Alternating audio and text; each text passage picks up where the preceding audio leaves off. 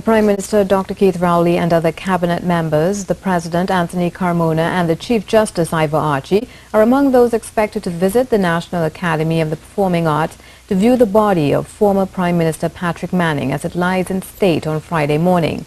This was revealed by the Minister in the Office of the Attorney General and Legal Affairs, Stuart during today's post-cabinet media briefing. Reporter Dion Batiste reports. An interministerial committee chaired by the head of the public service and the permanent secretary from the office of the Prime Minister has been established to oversee preparations for Saturday's funeral.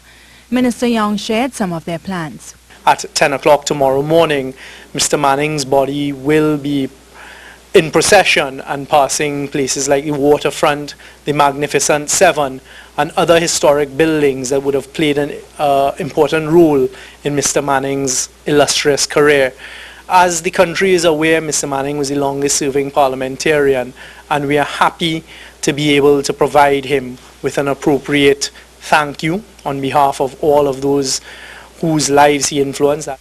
He also noted that a request was made to have Mr. Manning's body entombed on the compound of the cathedral.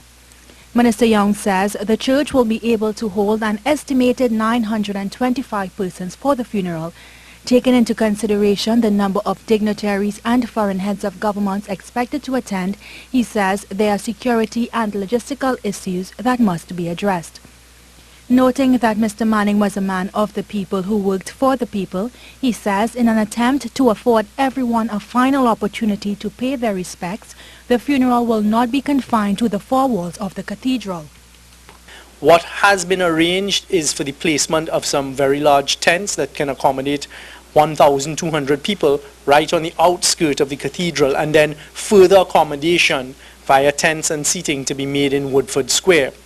Asked who would be delivering the eulogy at Saturday's service, the minister said the program has not yet been finalized, but he believes one of Mr. Manning's sons has been appointed.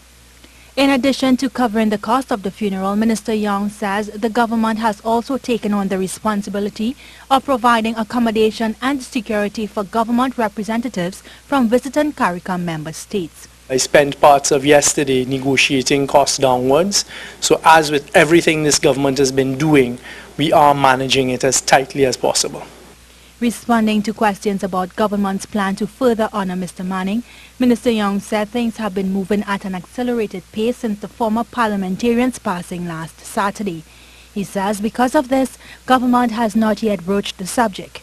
He did say, however, that discussions on plans to honor Mr. Manning's legacy will be tabled soon. Minister Young invited members of the public to line the streets as Mr. Manning's body journeys to Napa on Friday. As for Saturday, arrangements have been made for large-screen televisions to be strategically placed throughout the country so citizens can view the funeral proceedings. Dion Batiste, CNews.